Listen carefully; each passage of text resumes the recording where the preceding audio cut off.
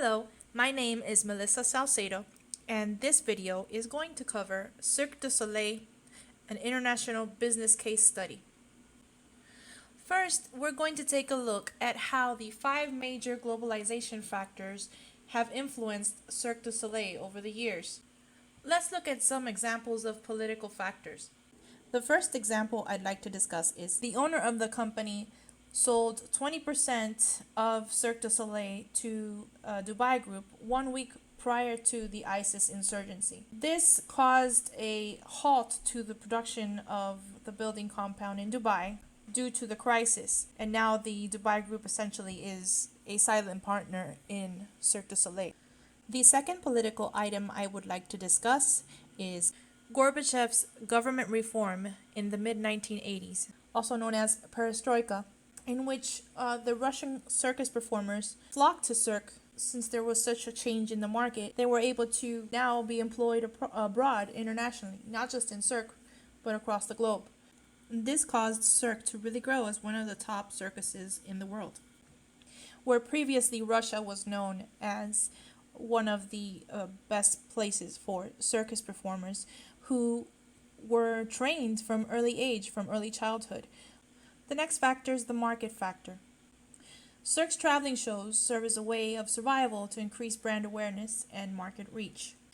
Circuses have been known to travel and perform abroad in locations across the country. Cirque has gone beyond that and spread internationally, taking it to the next level. And through this form of business, Cirque has been able to reach masses of audiences worldwide. Additionally, the climate in Canada only allowed for the circus performances to really be done for 3 months out of the year. As the weather got colder, it was harder to perform, and so Cirque went in search of a warmer climate to perform these shows. This led to the expansion into California and eventually Orlando, where Cirque has permanent shows. In the future, perhaps in the next 4 years, per the owner, Guy Laliberté, he would like to take Cirque du Soleil to have a permanent show in Moscow. As there are a great many performers who come from Russia, there are many benefits to having a permanent location based out of Russia. Some of these benefits would be decreased expenses in transportation of performers from Russia.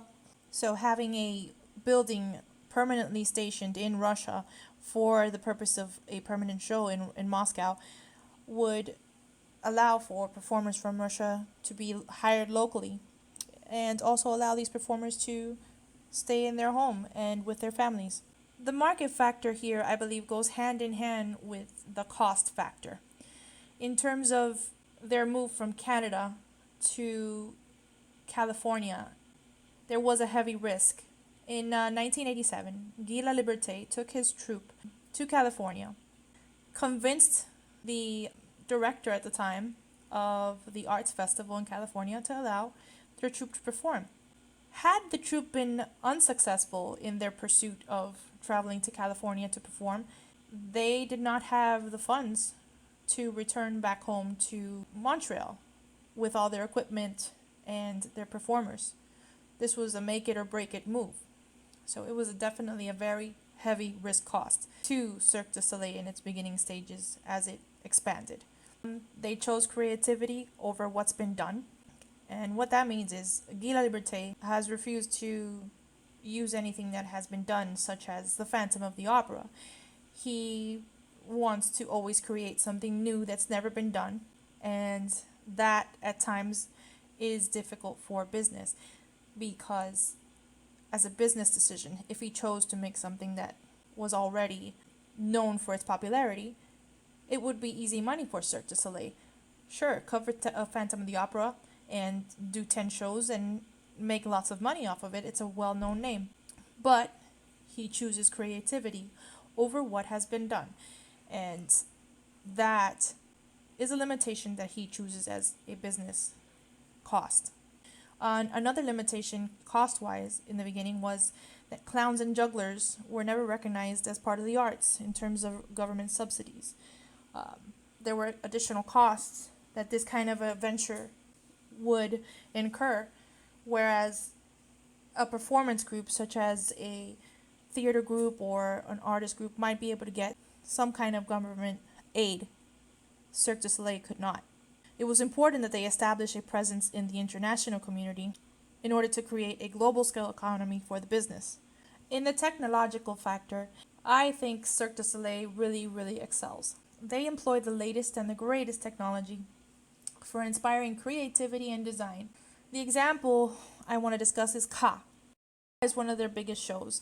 It was described as one of the most grandiose and technologically advanced shows in North America, as per WatchMojo.com in 2015.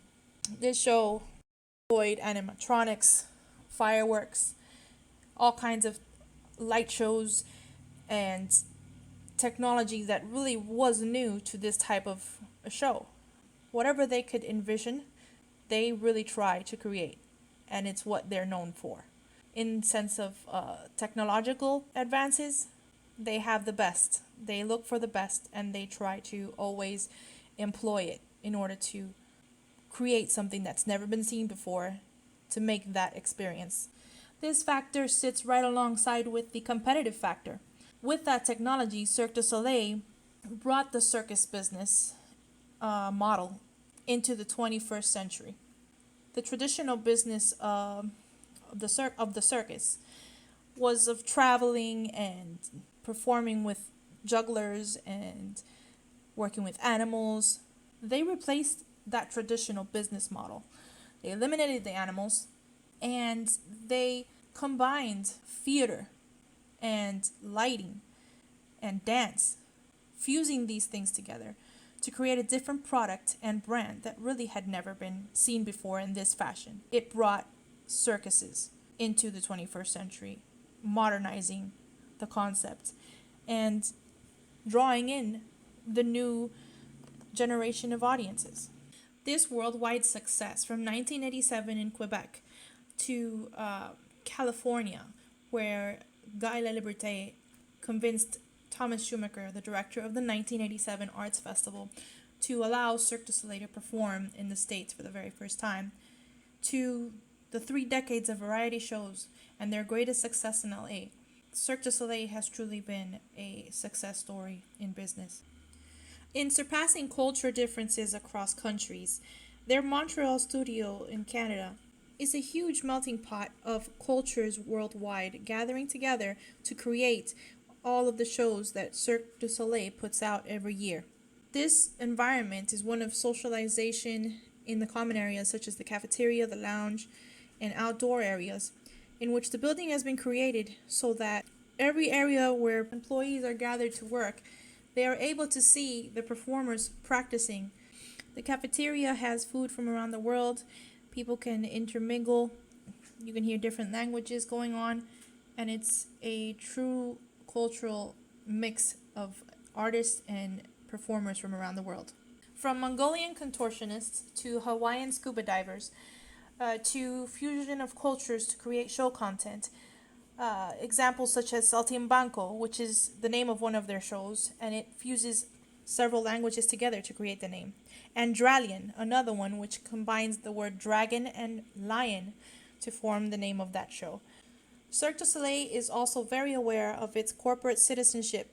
Cirque du Soleil built their headquarters in a strategic location where they could best influence the community around them, and as such it's really become a community for the arts. The company understands the importance of influencing the global community through philanthropy of raising awareness and taking care of the community and supporting each other in daily life. Cirque du Soleil is a business that employs corporate responsibility. Everything is possible at Montreal studio home base. Creators and performers are intertwined in all show creations. They create soul food, providing shows that create an emotional experience. They're environmentally aware at the corporate headquarters, where fantasy is for the stage, the owner says. Garden is for philanthropy. Keeping the garden nice is his goal. You can see compost recycling, bicycles for the employees to use, water filtration system, and gardens which the cafeteria staff uses. Reinvesting in the world through charities is also one of the things this business is involved in.